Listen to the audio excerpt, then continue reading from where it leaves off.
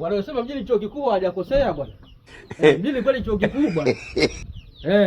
Unatulia na kuja mtu bwana nisaidie bwana chakula bwana. Au kama na 2000 niachie bwana mwanangu na mimi nikale. Unampa 2000 anaondoka. Ukienda mtapili unamkuta anaomba tena mwingine.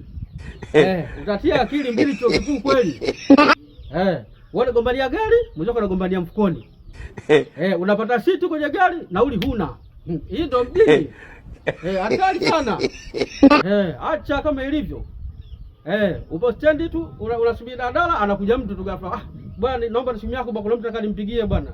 Mimi nimepotea, sina ile, unatoa simu nampa, anapiga kumbe namba anaichukua. Unapanda kwenye gari, anapiga kelele, wewe nimeibiwa simu yangu. Watu taja namba inapigwa, simu yako inaita kule. Hiyo simu yangu mwizi atupa simu anaondoka.